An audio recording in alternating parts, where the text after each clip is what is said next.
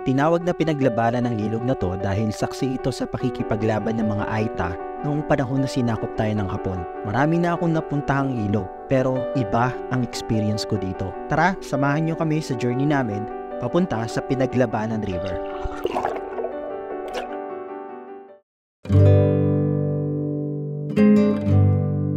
Mula Bulacan, kakalipat ko lang dito sa Zambales dahil taga dito ang aking partner. Hindi ko pa masyado naiikot ang Zambales pero isa yan sa mga gusto kong gawin. Kaya isang araw dahil walang gagawin, naisipan namin pumunta biglaan sa Pinaglabanan River dahil nakita ko lang sa Facebook.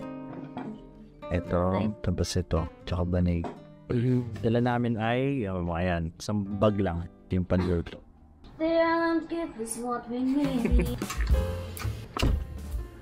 Siyempre, dala ang aking YTX. 2:30 ng hapon at napagkasunduan namin ay Kawag, Pinaglabanan River, yun yung puntahan namin ngayon. Malapit lang to, dito sa amin, mga less than 1 hour nandun na kami. Problema lang na kailangan namin harapin doon is hindi namin exactly alam kung saan doon sa San Martin. Titignan pa namin kung saan yun. So far, based doon sa mga information na nakita ko, wala namang bayad for now. Dahil biglaan nga, bumili kami ng mga kailangan namin para makapagluto doon. Gago. Takin susi ang po. Ito na, tinapay, tapos mantika. Ano pa, hotdog na lang. Ito, tindahan dito kabila ah. Nang makumpleto na ang mga kailangan namin, dumiretso kami sa Subic. First time pa lang namin pupunta ng Pinaglabanan River, kaya hindi ko alam kung saan ang daan. Hindi ko din alam kung tama ang information sa Google Map dahil walang street view pupunta doon. Pero base doon sa Facebook post na nakita ko, ang ilog ay nasa Sitio San Martin, Barangay Kawag, Subic. So yun, hindi namin alam kung saan yung mismong exact location, pero yung river mismo Barangay Kawag ng Subic.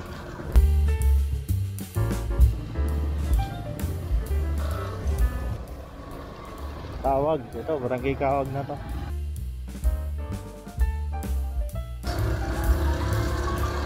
Taas, pero ang ganda. Pero taas ang lamig. Hindi madali ang daan papuntang San Martin. Matarik ang daan pero maganda dahil kalsada pa rin. Bilang mo na ako, Morocco. Ito, alam mo. So last time napunta na din kami dito, ayan o, Kawag View Deck. Ang ganda niyan. Mga bisita oh. Nakapunta na pala ako dito sa Kawag View Deck pero hanggang dito lang. Ngayon lang ako dediretso. Oh, ang taas. Grabe. Wow. Videoan mo lang po, ganda oh. Intersection pala to. Dito pa lang ang ganda na ng view sa dinadaanan namin kaya na-enjoy din namin ang ride. Videoan mo ulit lang.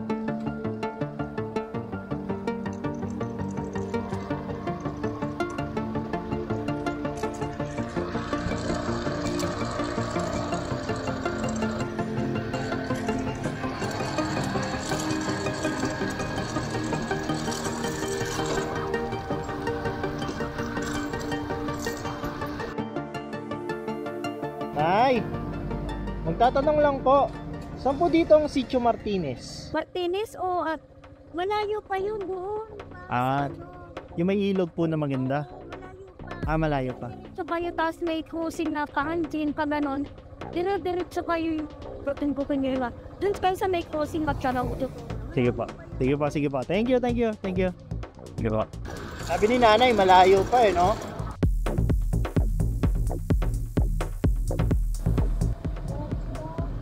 Diretso. After ng ilang metro, nakarating kami sa isang intersection. Hindi ko talaga alam kung saan ang tama sa puntong to. Pero ayon sa Google Map, tama daw. Saan? Ito? Patingin ng map. Yun. Sitio Govic Highway pala to. Tignan mo kung nandun kung tama yung mapa. Tama yung direction ko. Ito tayo kay kuya. Boss, magtatanong lang po. Saan po dito yung Sitio Martinez? Pupunta kasi kami ilog yung magandang ilog daw. St. Martin, oo. Itong paano na to. Sige po. Thank you. Mali pala ang turo sa amin ng Google Map.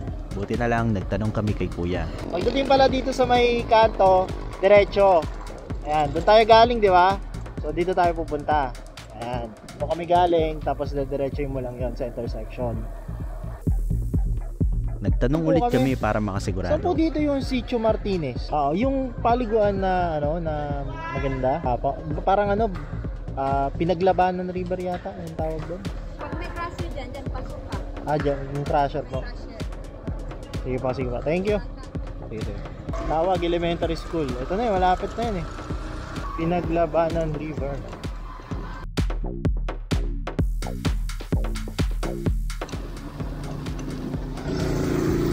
So yun, hindi naman dito yun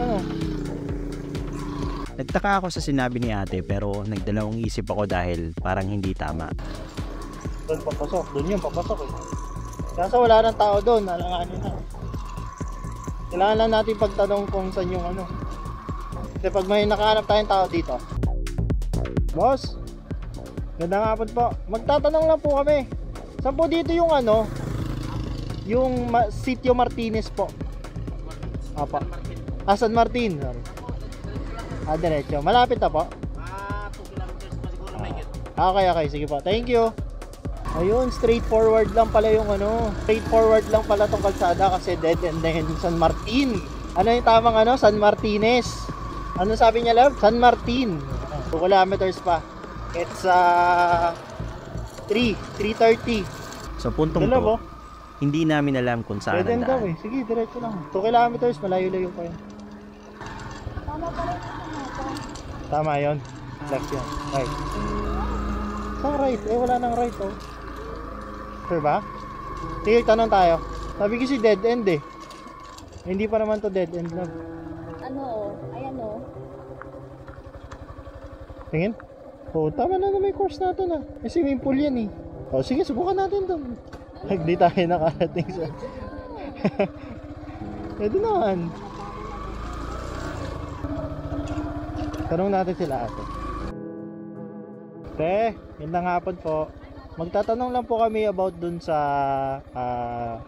Pinaglabanan River. Diretso lang po. Pero may entrance po dyan. Okay. Sige. Thank you. Ayun, may 10 pesos per head na entrance. Okay. Napaka straightforward lang pala papunta sa Pinaglabanan. Magandang hapon po. Saan po tayo? Sa may river po, dun sa may Pinaglabanan. Apa. Pesos. May 10 pesos na entrance fee per head. Ano man, pag-overnight, magkano bayad?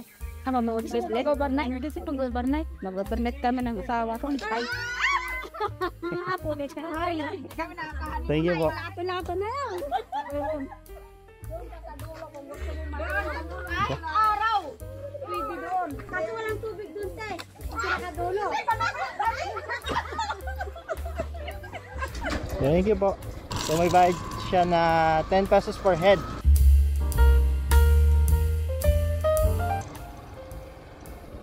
Saan? So na lang. Thank you. Kano po parking natin tayo? Naman? 20 lang po yung motor. 20. Sige po. Malayo po ba ilalakarin namin?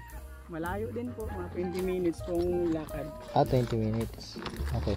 First time nyo po, First time po. kung hindi pong papahatid po kayo. Pwede naman. Pwede naman. Wala na kami budget Teka dyan lang kami kasi. Dire-diretsuhin nyo lang, wala namang ibang daan Dire-diretso na. Motor na lang doon. Kaya sa motor nyo. Pag iniwan nyo doon, siyempre hindi natin alam kung Okay. wala, o ano mangyayari. May 20 pesos na parking fee dito para sa motor. At sa experience namin, nire-recommend ko sa inyo na iwan nyo na lang ang sasakyan nyo o motor nyo dito dahil binabantayan talaga nila ang parking spot kahit abutin kayo ng gabi. May ilan-ilan na ding mga bisita ang nanggaling sa ilog na papauwi na. So kami papunta pa lang. Anong oras na? Mag-aalas 4. And Sinimulan na namin ng 20 minutes na hike papunta sa ilog.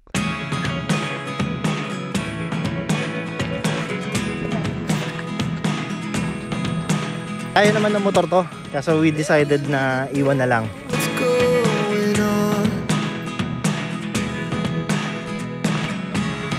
Look at me sometimes like all you want Ganda. to do is run.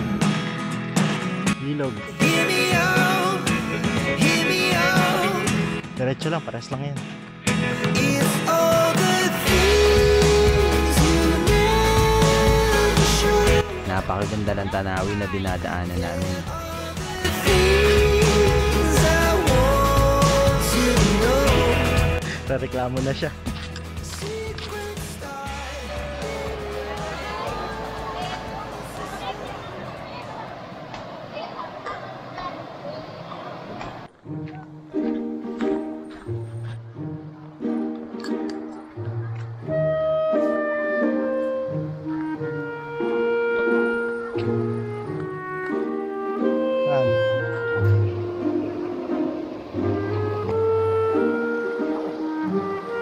Tingnan naman yung tubig, maganda. Hindi na kasi na. Kaya na pa ako dulong. Kaya mo na pala. Huwag ka na tumawa at nag-isip ako.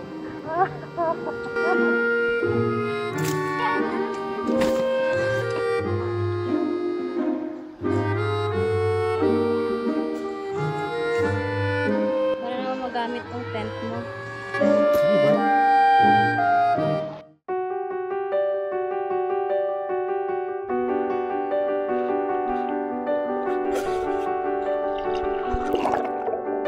Sobrang linaw ng tubig.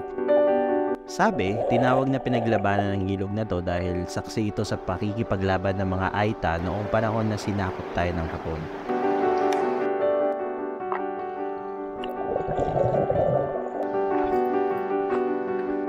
Bungad pa lang yun, pero pa dito mas madaming tao.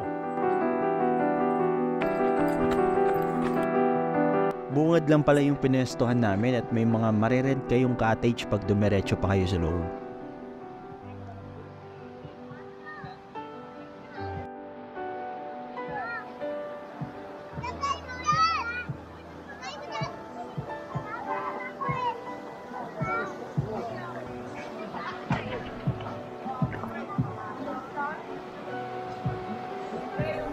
So dun sa side nyo mas malalim. Bungad pala kami na pwesto. So ang meron doon kada isa noon, yun nasa 200 pesos. Ang isa. Advertisement pa. Yun, ang linaw ng tubig tapos yun. Okay na okay mag-picnic, libre. Pero yung cottage nila 200. Optional lang naman yun. So kung madami kayo, pwede yun. Pero paniguradong ang ganda ng tubig dito. Marami na akong napuntahang ilog sa Bulacan pero iba ang pakiramdam papunta dito sa pinaglabanan. Payapa at ang ganda ng tanawin papunta pa lang. Hindi mo aakalain na noon ay may dumaloy na dugo dito. Mga batong narinig ang sigaw ng pakikibaka at mga puno't halaman na nakita ang katapangan ng mga ninuno nating Aita na sana ay hindi dapat makalimutan. Sana patuloy na maalagaan pa ang Pinaglabanan River. Salamat sa mga taong tumulong sa amin matagpuan ang Pinaglabanan. Ngayong dito na ako nakatira sa Zambales, excited na ako na mag-explore pa at makilala pa lalo ang probinsya ng Zambales kasama ng aking partner.